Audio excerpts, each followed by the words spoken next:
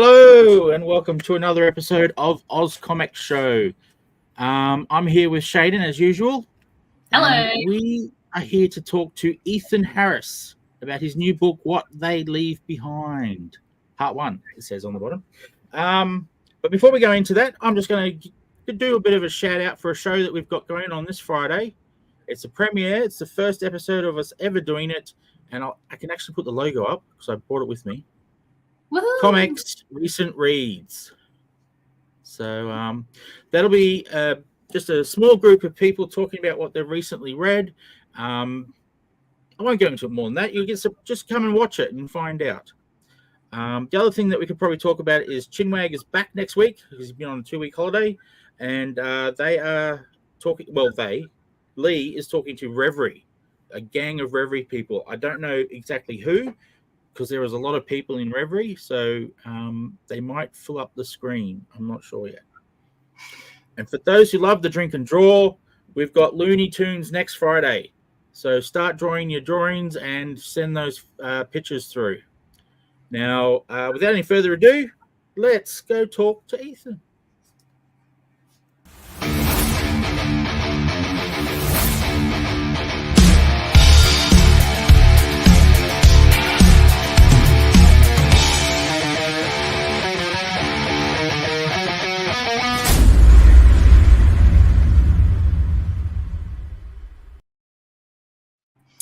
Hello, everyone. Thanks for tuning in.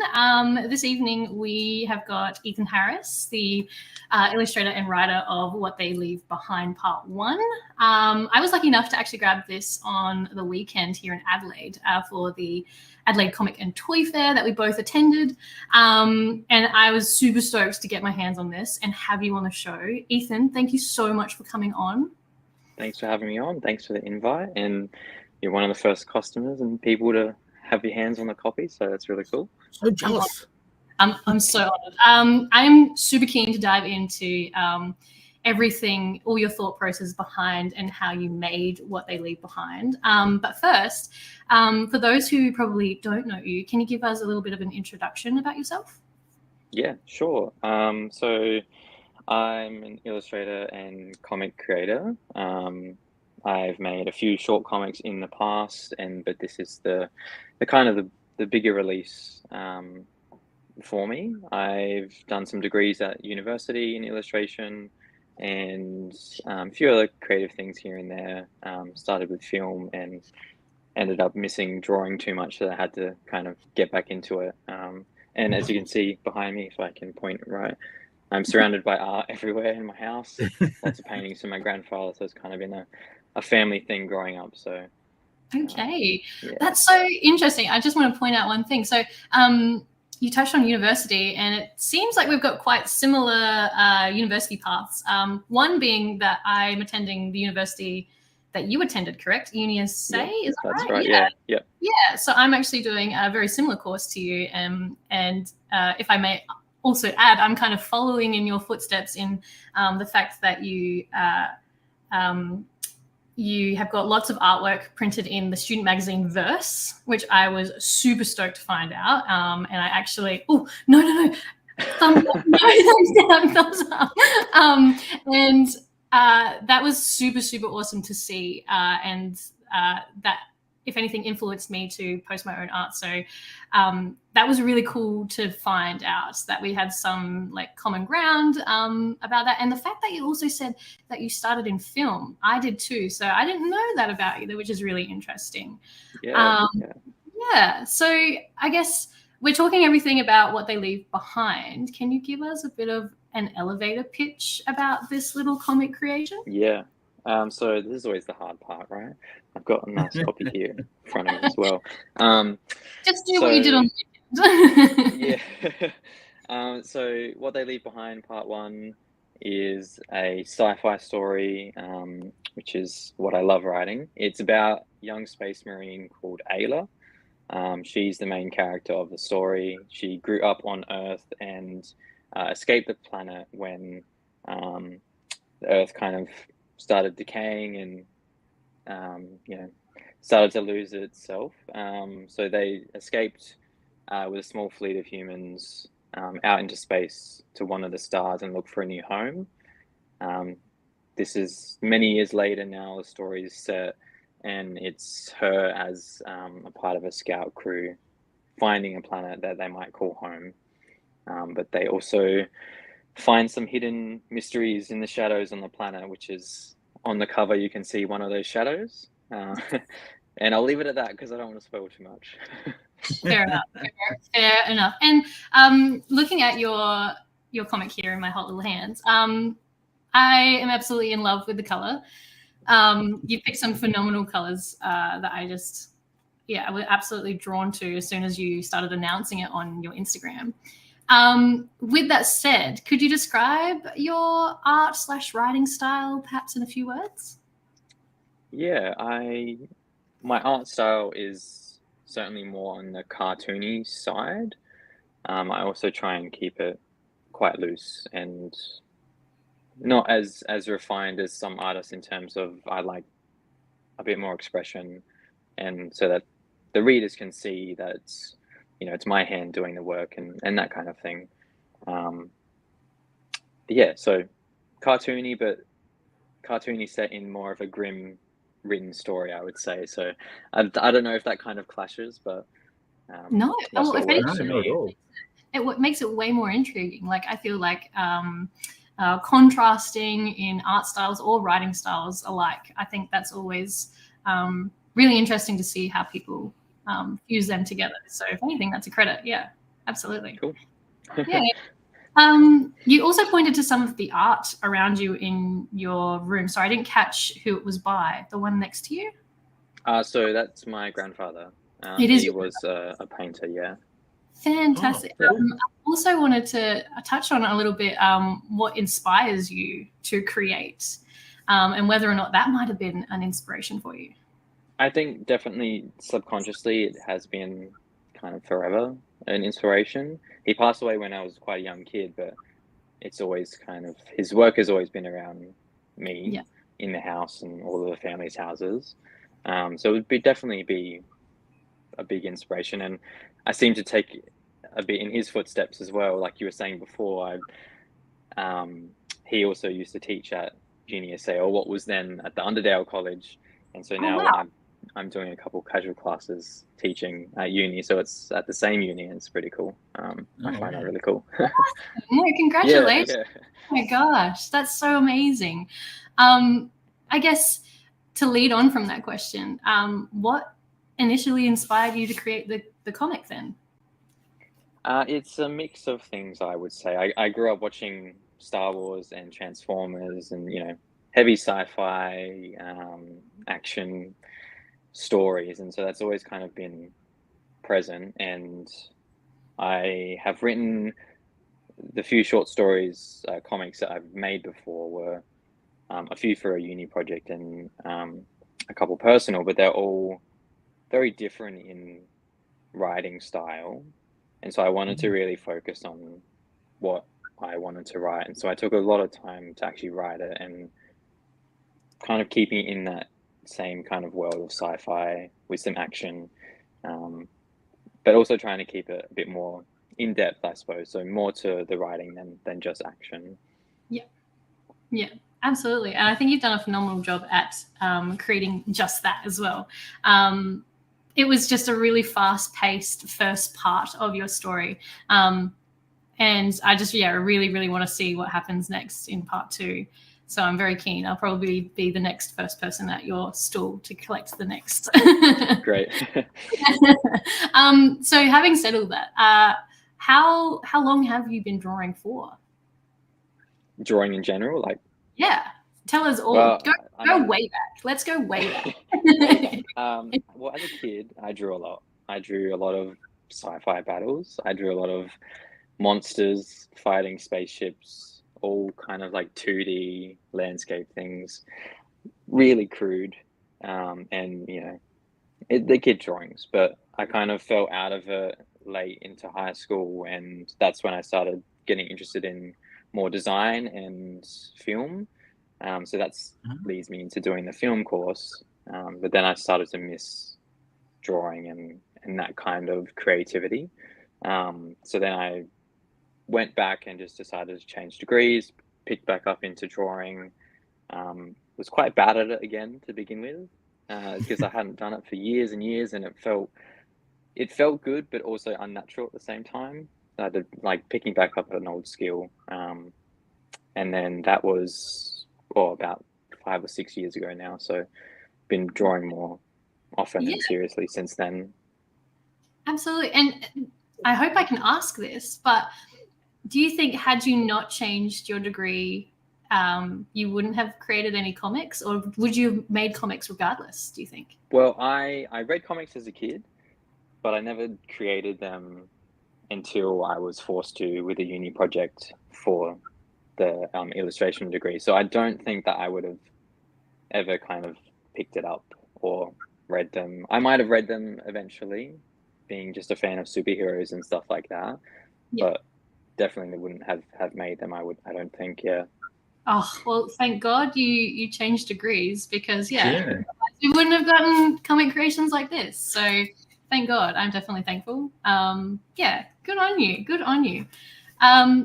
I guess, having talked about your drawing and coming back to it, I guess, so to speak, what would you say are some of your strengths when drawing, creating, whatever it may be?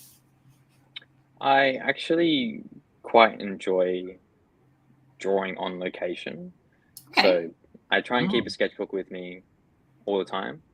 It doesn't always work, and you can't draw everywhere, but especially on holidays and things like that, I like to kind of just take a step back and draw what I see and not what I imagine.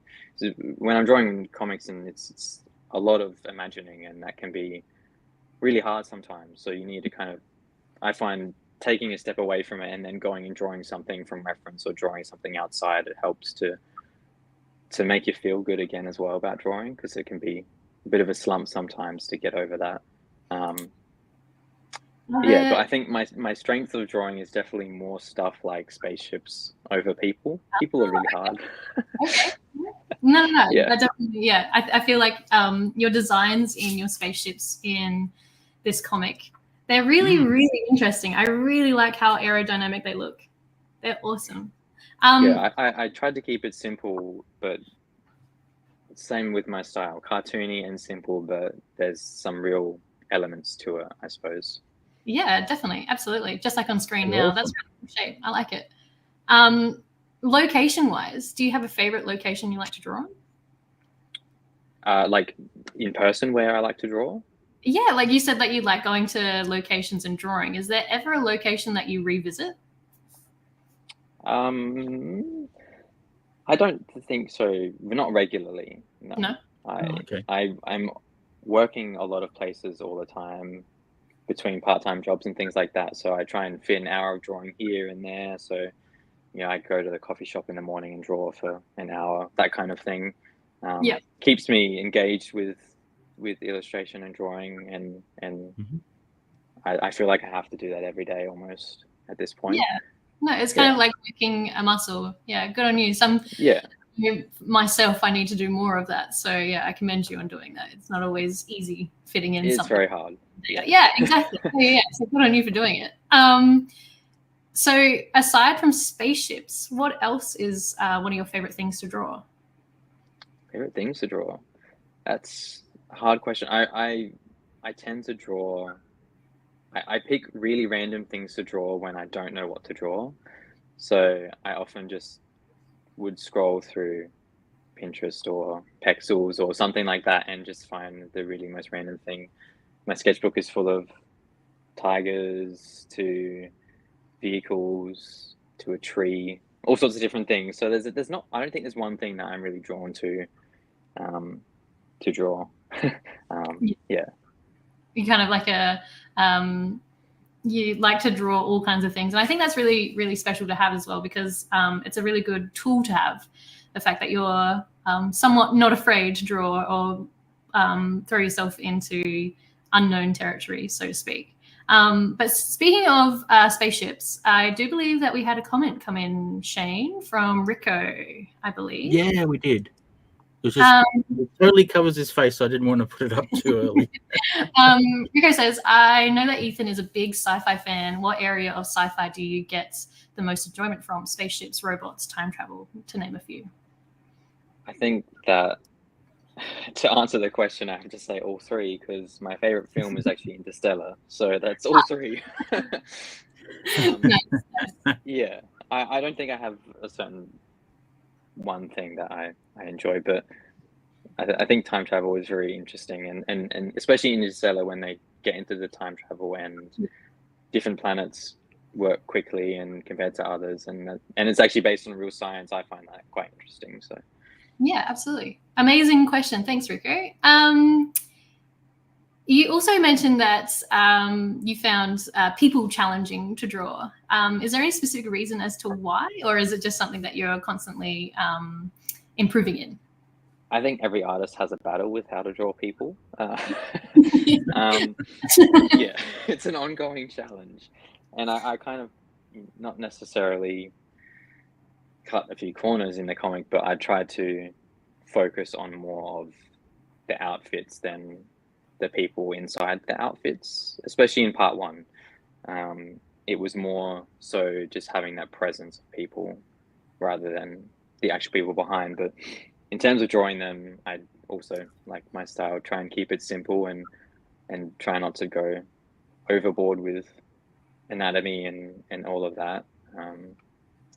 Keeping on the spectrum of really refined to a stick figure, I try and lean more towards the stick figure to show a bit more of the representation rather than the real thing. Yeah.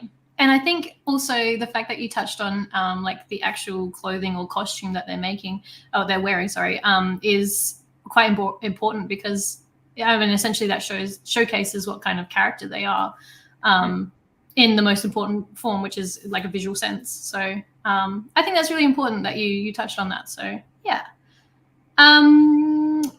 I guess we also touched on like some of your inspiration. I just want to throw that in there before you started another one. Hi, Ethan. I'm going to ask Border Alliance. For the Horde. All the way. Great question. Great. He knows it very well.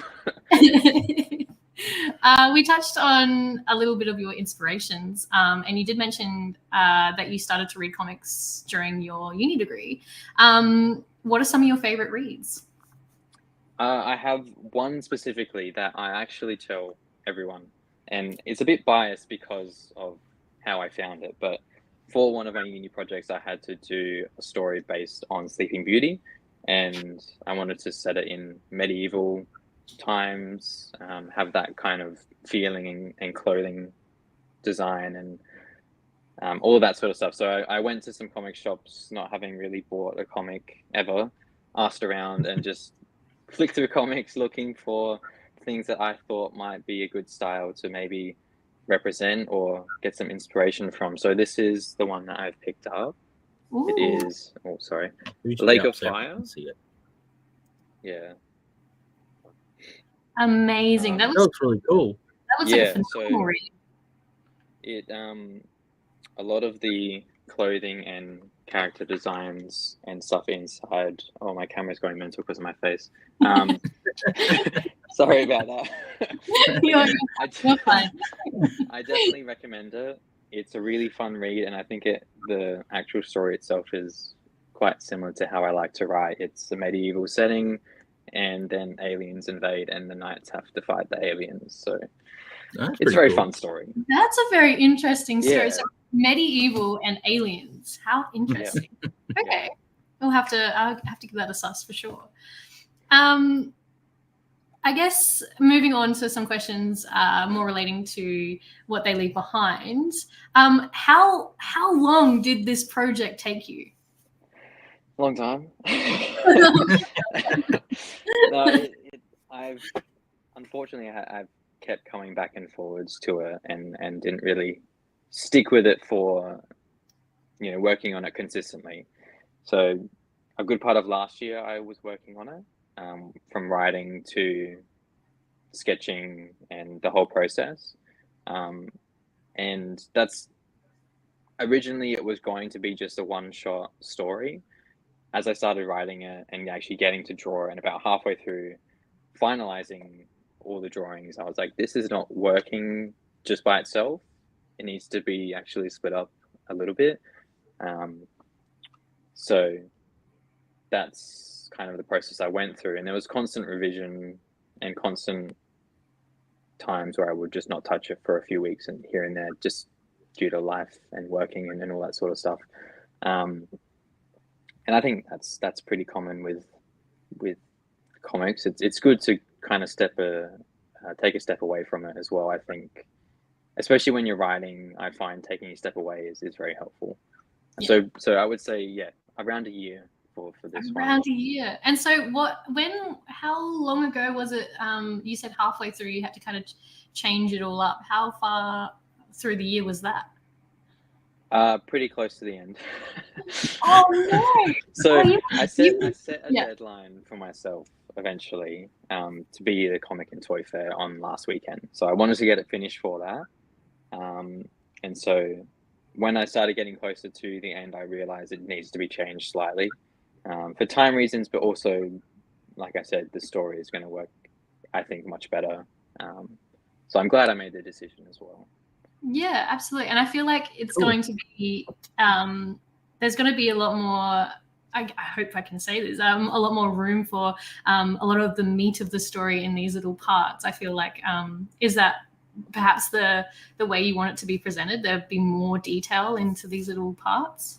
Yeah, a lot of this first part it's very quick, like you said. It's a quick read, but it just grabs you. Kind of that grounding for the world and the characters and like what's to come as well. And I like to leave it on a catch for the readers so that they do want to come back. Yeah, you did. Yeah.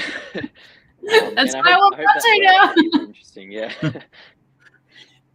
No, like I said, yeah, super, super keen for part 2. So yeah, no, I think that was a really responsible decision to make as well. Like the fact that you're like, right, I need to maybe lengthen it a little bit. And I feel like, yeah, if anything, that's just going to make your whole series even better, I guess. Just more to look forward to, I guess. Yeah, and I think it's quite common that you have this grand idea in your head of the whole 200-page graphic novel that is in your head, and then you go to write it and do it, and you realize that's not feasible potentially right now, or it's feasible but over this period of time, or there's also those kind of decisions when coming into making comics. Yeah. Did making that decision also leave up a lot more opportunity for you to fill in the story at all with other things that perhaps might have been left out? If not, the story would have been very different if I had left it, in terms of the ending of not just this part but the whole thing. Yeah, so right. it's opened the door for me to be able to put more emphasis on the things that I wanted to from the beginning. So more freedom for myself, I suppose. Oh, fantastic. Oh, I love that for you. I love that. That's awesome. That's super exciting as well. Cool question here. Oh, yes. What do we have? Another question. Christopher Lennon. What are your biggest frustrations when making with making comics? Christopher, you stole my question, but let's launch into it. Frustrations is an interesting one because I love making comics, but there is always something that's frustrating, right? Sometimes it's the repetitiveness of maybe having to do the same character hundreds of times. Or I find sometimes I will create a page, get through the sketches and thumbnails and go, okay, I actually have to split this into 2 pages, which then adds extra pages, or vice versa. And that can be tricky. So I find it's fun and enjoyable a lot of the time, but there's little sticking points that can get you. But you work through it and you relish the rest of it. Yeah, as comic creators, we've all been when you've and it takes a long time. Yeah, and you flesh out an idea for a page, and then halfway through you're like, I have to make this 2 pages. Yep, been there, done that. Got into it. Yeah. That fantastic question. Thanks, Christopher, for stealing my question. On to another question, and this one's a bit of a fun question. Sometimes if I throw it, sometimes people don't really have an answer for this, but I'm going to put you on the spot, hopefully. Do you have any funny quirks or rituals when creating? For example, I always listen to music. And we had Sarah Firth on many moons ago, and she likes walking and sketching, dancing. Do you have anything similar? I would say when I'm drawing, I'm quite focused, and I might listen to a podcast or music as well, or just nothing at all. Yeah. When I'm writing, though, it's probably a bit of a different story. I tend to get up a lot and move. But Okay. in my room, I would just stand up, kind of pace around. Yeah. Probably look angry when I'm doing it.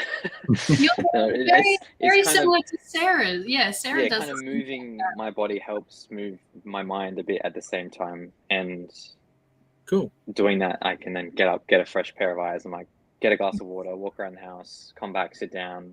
Yeah. Still find it hard to write, but kind of I'll have, oh, okay, I can do this now. Or Yeah. so not really a quirk, but more of a habit, I suppose. Yeah. I suppose. Yeah. Yeah, nice wording. I like that habit. I'm going to add that. A habit.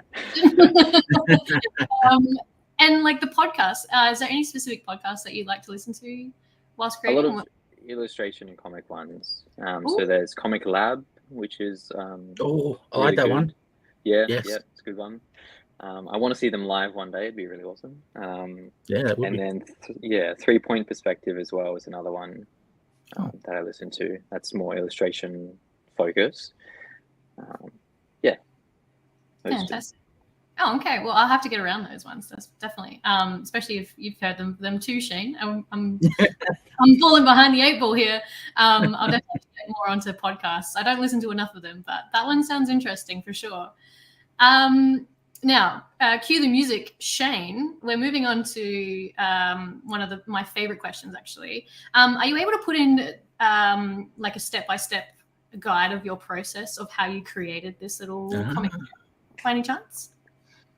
Yeah, I can outline how I go about it. So I'm really heavy on writing to begin with. I think that's just how I get my ideas out. I tend not to sketch them out first. I get a bit frustrated trying to sketch something out at first because it's not coming out how I want it. So I prefer to write it first. So I just write it. I would write 3 pages of non-stop writing just to get it out, leave it, and then come back to it, and then start to break that down into more of like a treatment or an outline. So it's the main points that are really important in the backbone of the story, and then I just work my way through it, slowly transitioning that into like a proper comic script with the panels and the descriptions pages, and then I move on to the thumbnails. Yes. As you see on the screen, they're from my sketchbook. So they're not very big, very loose. You look closely, some of the drawings are really, really bad, but that's the idea, right? You have to get it out of it to get the point across. And if you've got a copy of my comic already, you'll see some of the pages are the same and some are very, very different. And so it takes a few steps to get to the final. So I'll do that in my sketchbook with a pencil. I'll go through all of the pages, get it out, and then I'll scan that in and go onto my iPad. And that's where the real fun begins, is because I take that and start working out the pencils, and that's where a lot of changes happen. And then it goes through pretty much a traditional workflow of inking, coloring, lettering. I try not to work from page 1 to final page consecutively. I feel like I would, because I feel myself getting more comfortable with the drawing as I go through. I try and break it up, so I'll do maybe half of one page and then skip and do another panel here, and that kind of helps with how I'm able to work time-wise as well. I can draw one panel while I'm sitting down having a coffee, and then come back to it later and draw another panel on a different page after doing something else. So it's all very separate and then unified in the end. Yeah, nice. And then obviously you go on to printing it and then getting it out to markets, posting it on social media and getting the word out. Out of those processes, is there a favorite step that you have fell in love with? Of the whole process from nothing to final, you mean? I think everyone kind of loves the opening of the box and you see your print done in your hands. Nice. You know, you get the copy. I think that's probably the most satisfying moment. But I personally, I like once I've finished the writing and I've got a script in front of me, that's as fleshed out as I think it needs to be to start drawing. I think that's pretty cool, because that's kind of come from nothing, and then you've got this whole document that's ready to go. Yeah. And on the flip side of that, is there what's the most challenging step out of that process that you find? I find getting through all of the pencils quite challenging, because that's where you have to really think about what your reader's going to see. Yeah. And how they're going to see it, how they're going to interpret it. I might have written a really cool line in the script, and then I try and draw it, and it's like, that is really bad. Like that's really bad. Or you try and be funny and it doesn't land, or you try and be scary and it's like, that's not scary. It's a cartoon, So finding that point quite hard. But then once you kind of get that pose going, and you start inking it and coloring it, it comes to life. That's like, well, yeah, okay, I've done something cool here, or cool enough that I can pass it on and move it to the next panel. Yeah. Yeah, and so you said that your thumbnails Oh, are sorry. done. Oh, we've got a question. I interrupted. Whoops.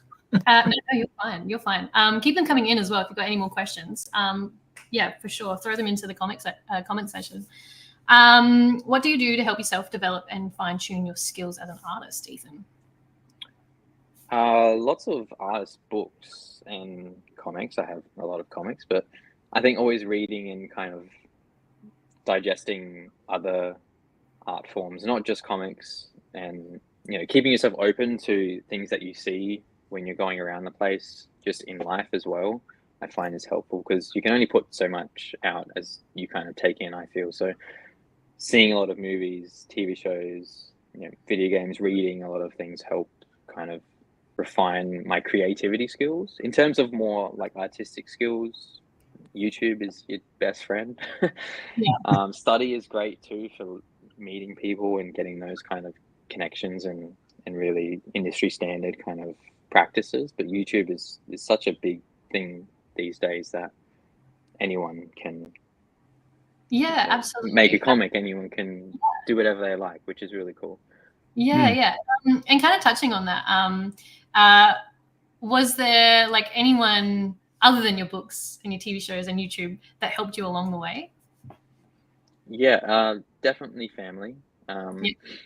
Especially my partner. She's kept me on track to actually finish this comic, which has been really helpful, and I appreciate her for that. But also having my family around to kind of bounce ideas off and say, what do you think of this? And most of the time it's, that's great, or that kind of thing, because they're family. But sometimes they'll give me a good piece of feedback here or there, or they might say, oh, well, that's actually I don't know what you're trying to say there, it doesn't make sense. I'm like, okay, I'll have to rewrite that. But bouncing off other people is really helpful, and having those people around you is important.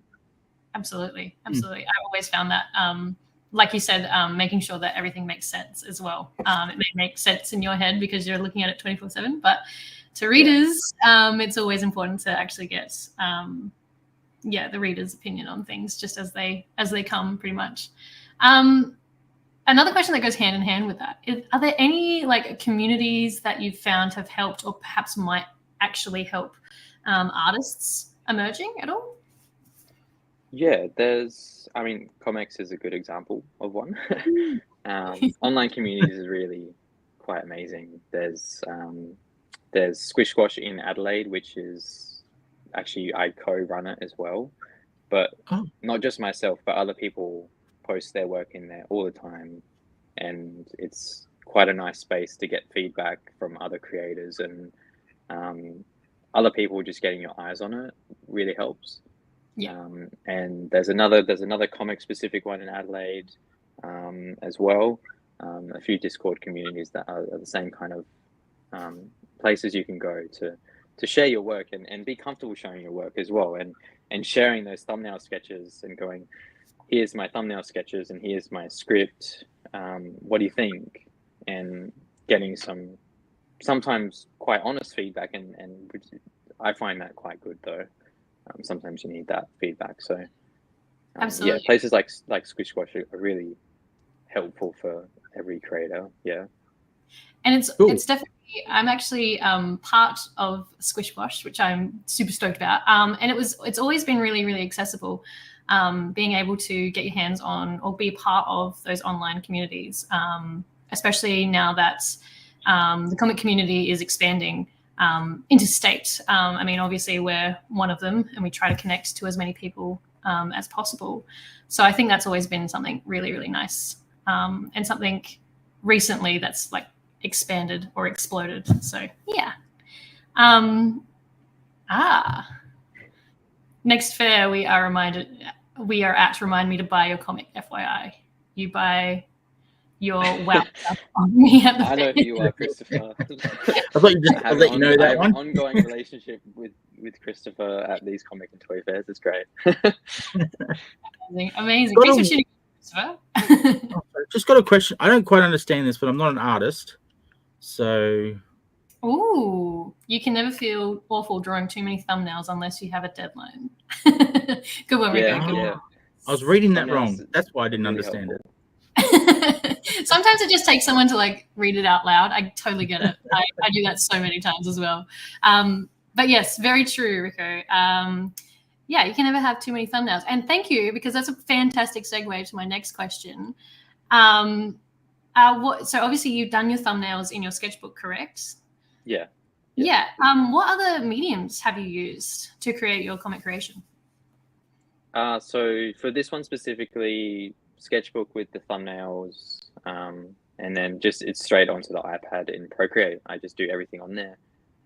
Inking, coloring, lettering, all of it is on Procreate. And then once I've got those pages drawn up and done, lettered, stuff like the front cover and kind of the inside more graphic design areas, I'll go and do on my computer. I use Affinity software, and so like a publishing suite, just to get those formatting and the bleeds and all that sort of stuff done for printing. The specifics that you have to account for, and that can be a bit gruesome sometimes. But yeah, it's and that's a good thing as well about the iPad, is I can take it with me wherever I go. That's pretty cool. Which I find very valuable. Absolutely. I'm definitely in the same boat as you. I created my own comic on the iPad, and I just found it's just so good to take around with you. There's no excuses. Nick May, do you use Procreate? I exclusively use Procreate. Not exclusively, but pretty much all my work is on there, yeah. Thanks for that question, Nick May. I guess kind of going, I think we also had, sorry, just before I go on. We've got another question if you want to throw that up. From Christopher. That's great. It's his last question. So last question before I have to go. How important is social media promoting your work and yourself as an artist? Christopher, I'm so glad you asked this question, because that was going to be part of my next one. So social media is tricky because you can get caught up in all of the likes and shares and that kind of thing. But I think the important thing that it does for artists is connecting you to people, and that will then, you make a relationship with those people, you get to know them, they become fans, they become friends, you then meet them in person at things like Comic and Toy Fair, and then that just kind of amps up that connection. So it's kind of, and it's a nice place to share what you're doing as an artist, and it is helpful to get your work out there, but I don't think that it's essential.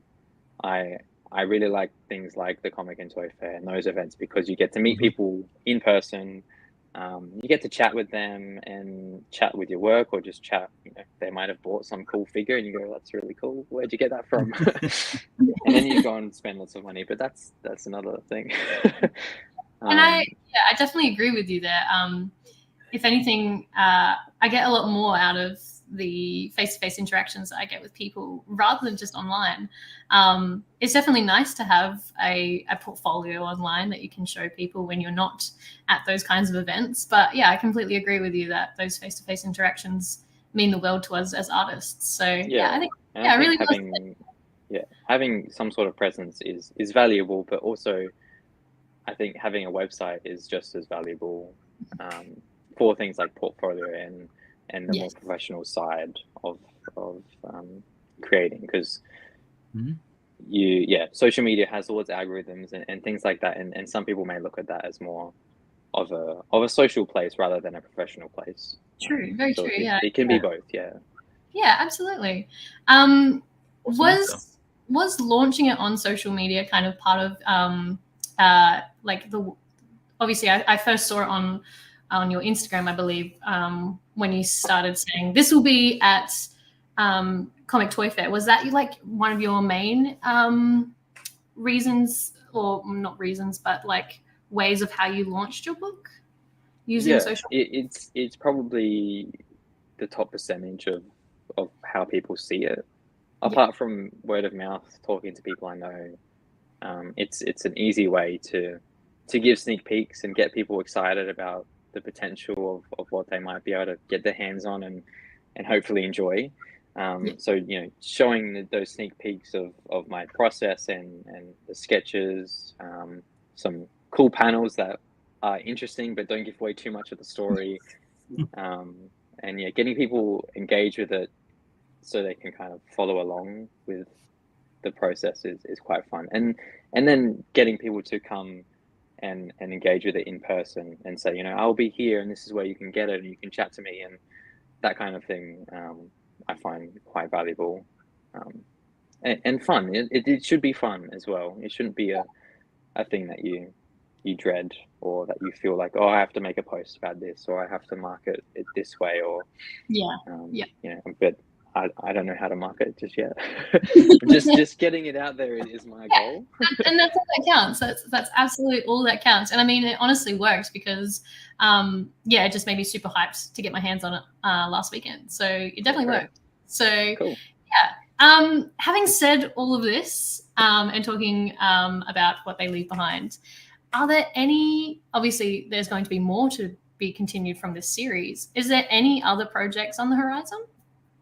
So yes, I've already started writing the second part. It's in the works, and it will be more fleshed out than the first part in terms of the pacing, and you'll probably get a bit more time with the characters. Cool. In terms of other projects, I'm doing lots of original works at the moment, illustration works, just to refine my skills and I'm very illustration focused, and that's what I love doing in my part-time as well. So just sketching and watercolor stuff in my sketchbook is a cool way to pass the time. I'm doing a few other design jobs here and there, but the focus is part 2, and maybe even the part 3. Interesting. Okay. So lots to look forward to. I didn't realize that you dabbled in watercolor. How long have you been doing that for? Not overly long. I play around with it every now and then. I've got these really basic ones that you can buy at like Kmart. Nice. Everyone's seen these from primary school. And then I went to Japan recently and got some watercolor brushes with like traditional Japanese colors in them. So that was really fun to get and start experimenting with. And changing the medium can help. If you're drawing on your tablet all the time, I find drawing with pen and paper is just a different experience and trains different muscles, and that's then translated back into your comic making, which is always good. Yeah, and I was following your trip overseas as well, and some of the artwork that you were doing along the way. That was phenomenal. Thanks. Yeah, I've always wanted to visit Japan, so very, very jealous.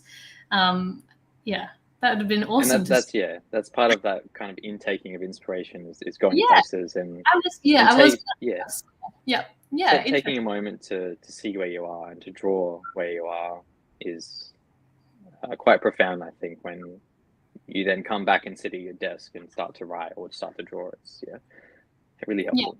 And different cultures as well. Obviously, I'm very inspired by Asian cultures as well. So that would have been phenomenal to see and experience and just be in. So very jealous, very jealous. I know that you have got a lot of other works outside of what they leave behind. Now, this question is always a bit controversial, but could you pick a favorite? Or of my own works? Yeah, of your own works. One of them that will always be close to me is one of my first comics that I made. It was actually the second comic I made, called Kaifo. It's a personal story that's about an operation that I went through as a teenager. And that's just a story that it was a part of a competition, but I kind of made this comic with those guidelines, but it became something a bit more to me personally after I'd finished it.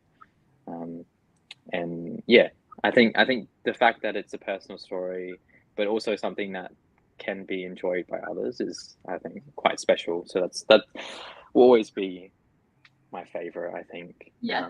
It's not the best visually, I had to do it very quickly for the timeline. So it's nothing spectacular, but I think the personality in it is what makes it interesting. Yeah. And something very sentimental, obviously. And I think if anything, it always translates into an artist's writing when they're really passionate about a particular story. So, yeah, interesting.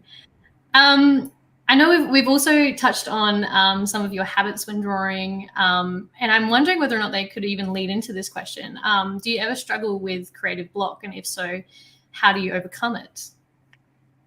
Yeah, I definitely. It's quite common, more than people would think, looking inwards.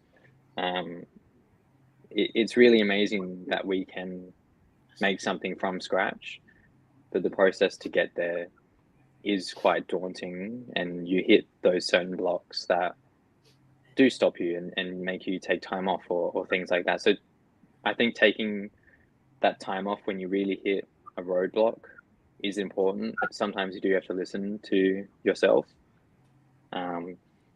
Sometimes you have to push through it if there's a deadline, unfortunately. And I know a lot of students will hate me for saying that, but you got to. Yeah, it's a balance, right? More, physically standing up and moving around, I find help. If you get stuck on something, I like I said before, I get up and walk around and get my body walking. If that's not working, I'll go for a longer walk. And then even swapping between projects can be helpful, especially if they're quite different. So if I'm working on this comic and then I go and do a watercolor painting, it's very different medium, it's very different content. It kind of gives you a break from that.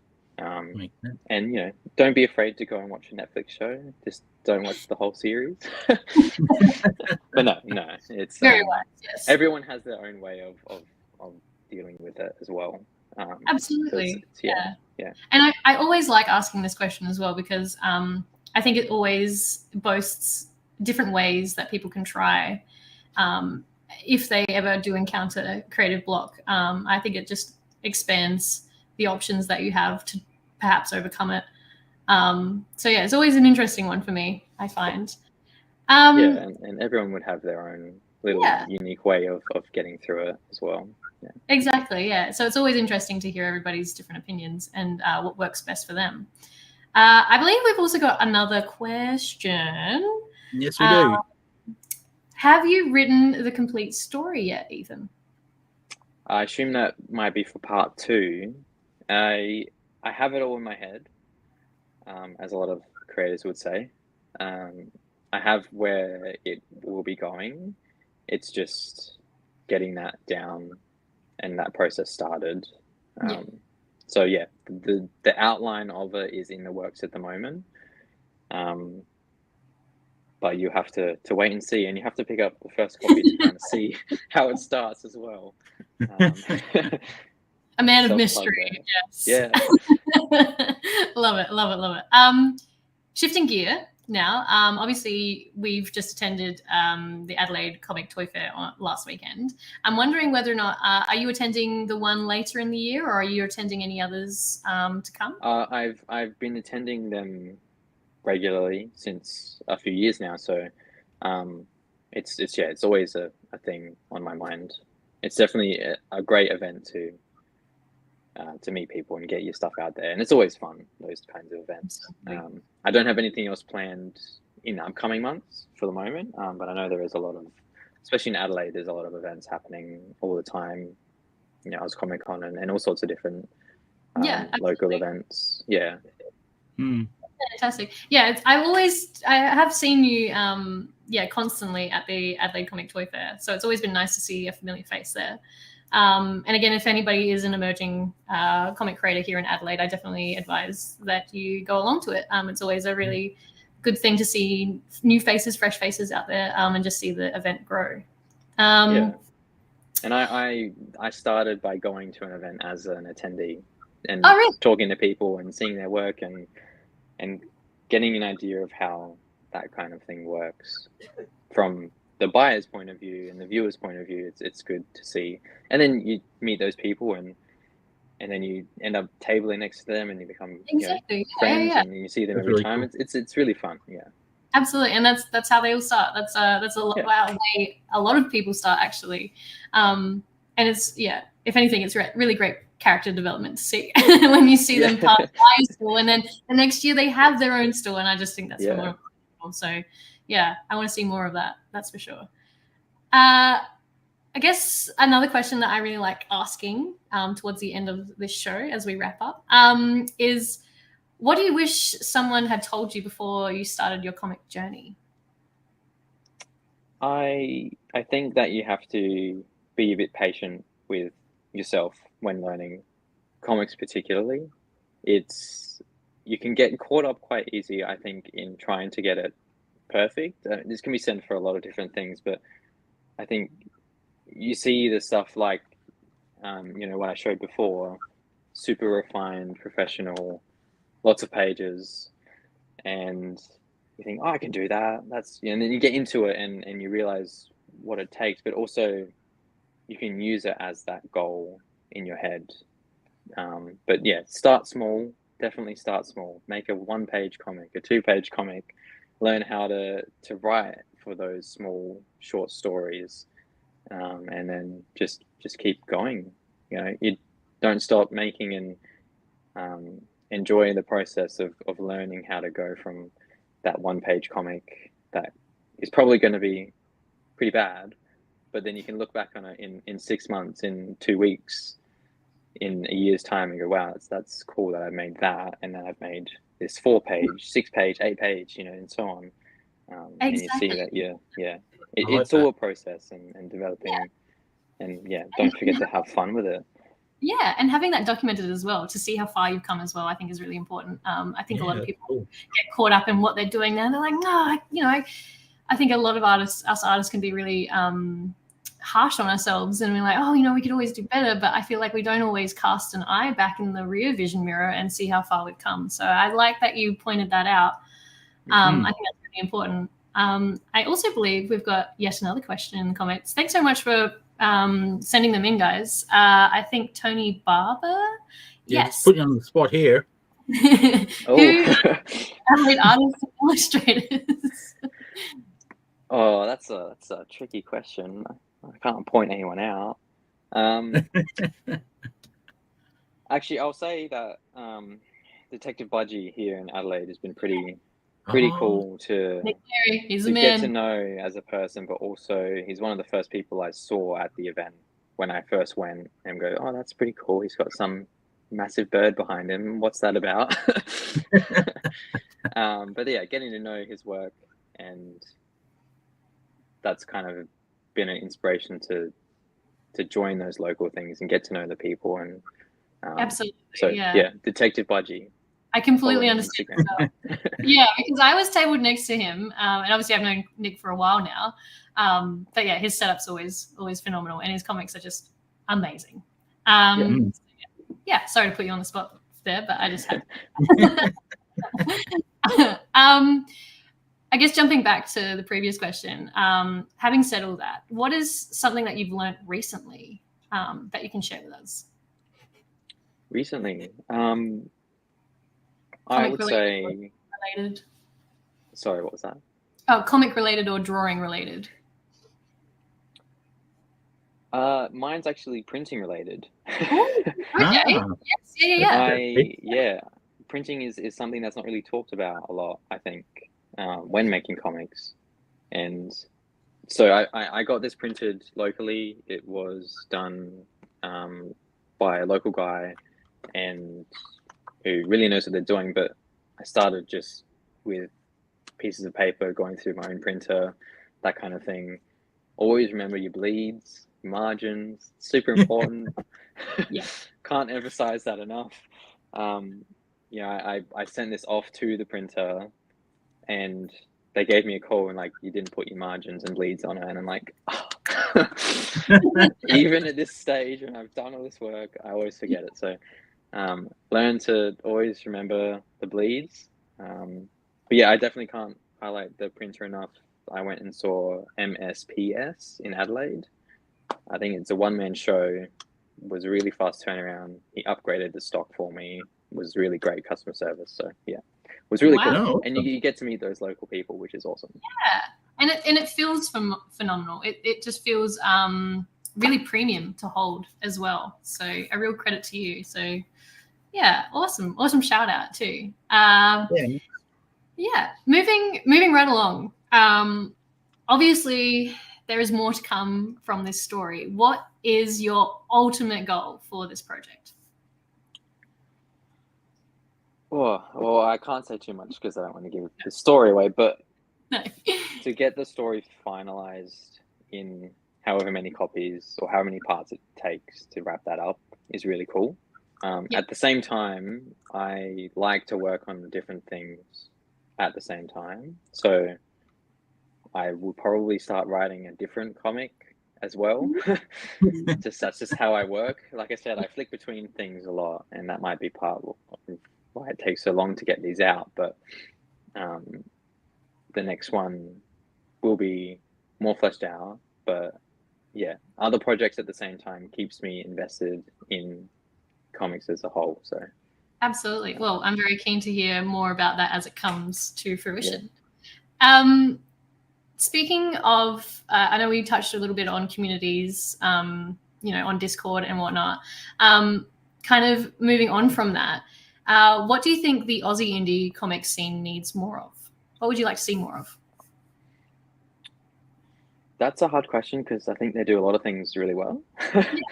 I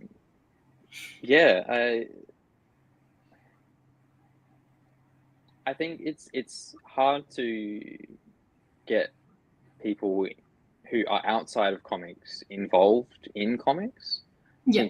Some people might see it as more of a potentially closed off or a medium that is old or for kids as well. And a lot of it is for kids, but a lot of the people I know who create art for older audiences and things like that. So I think that's starting to become a bit more present in the form of graphic novels where they have these one-shot stories that are purely focused for adults. And I think capturing the audiences that might not typically pick up a comic will be quite important for Australia. Yeah.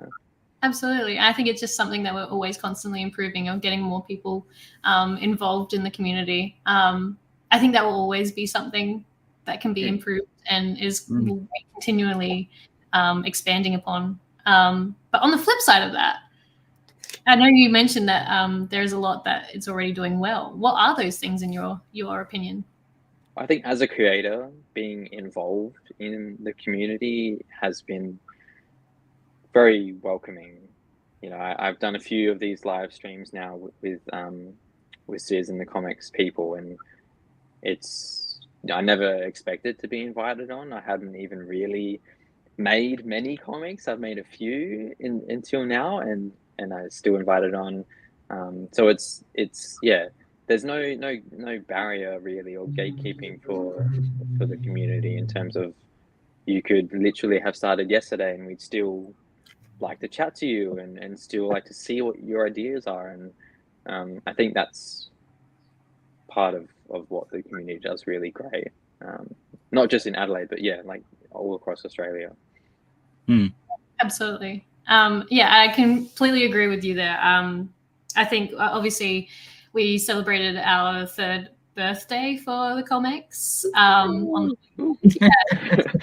exciting, and I think that was also a huge common theme throughout the guests' answers that we had on the show, is that how welcoming it's been, and I think that just goes to show like it's expanded so much, and I think that's why. So yeah, I definitely agree with you. And it gives inspiration to those people who have made their 2-page comic and go, oh, Ethan's made this 24-page comic. That's pretty cool.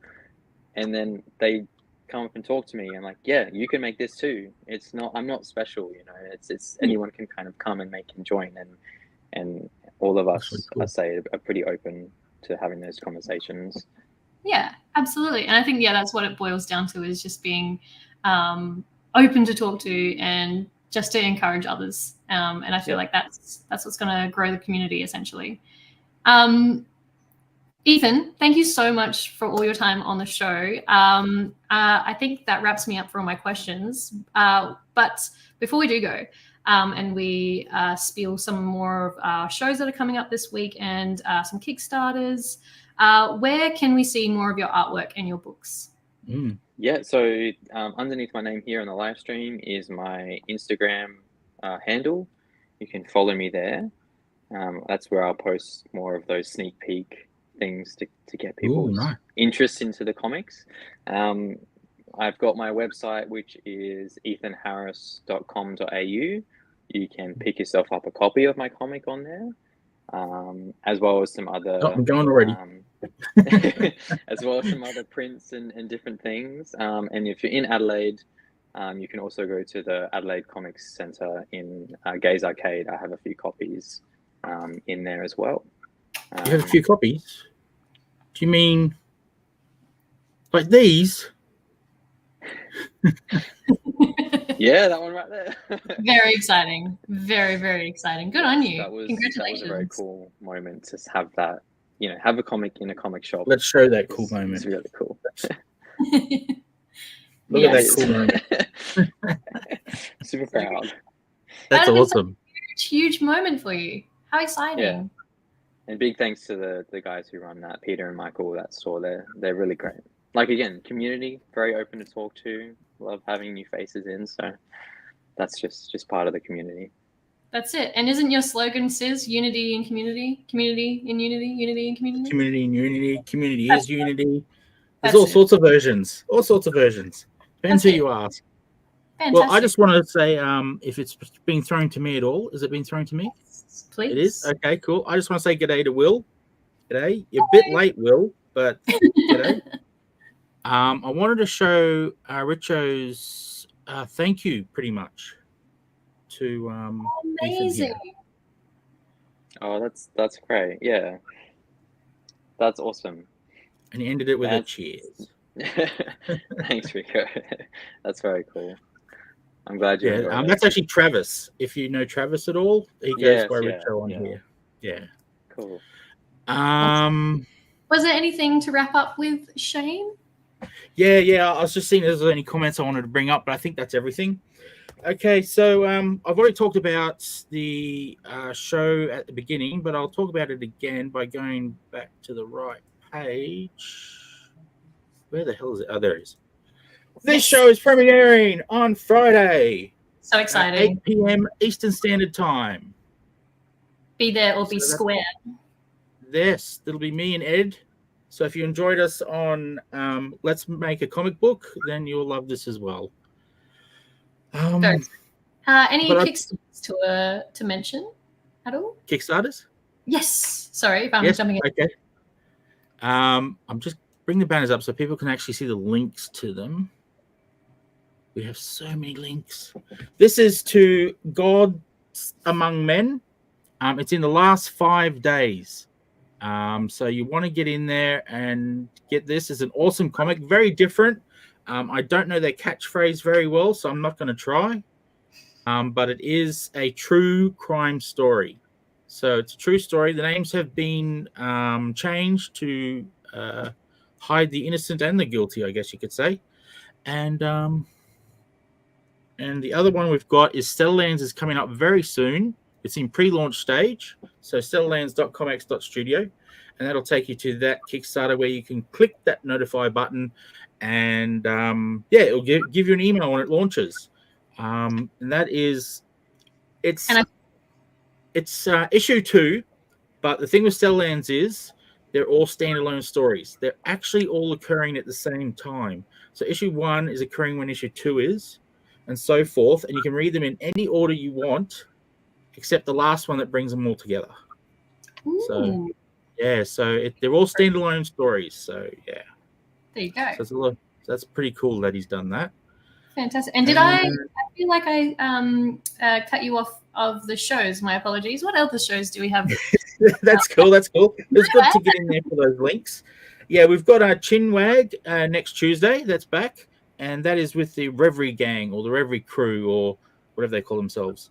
And then the Friday after that is Drink and Draw for its fortnight on. It is doing Looney Tunes as the... see if I can find... I don't know if I've got the link here in the... I won't type it out and take a time. Oh, here it is. It is in there after all. So if you've already drawn the art, or if you're drawing it very soon, just go to comx.cx/art, and there is a submit form where you can give me all the information that I need to be able to share it later. And also, it checks that the file size is something that will fit onto StreamYard, because we've had a problem where people give us really big art in emails that won't go onto the StreamYard. So, yeah. Fantastic. So that's probably everything to do with those. I believe come in. Just amazing, Ethan. Oh, as always. Thank you. I guess the last final note. I do believe here in Adelaide there is an event this weekend, which is the West Torrens Comic Expo, which will be on the 27th of April. It is a free entry, and it's at the Hamra Library, I believe. So if you are in Adelaide, do be sure to go check that out.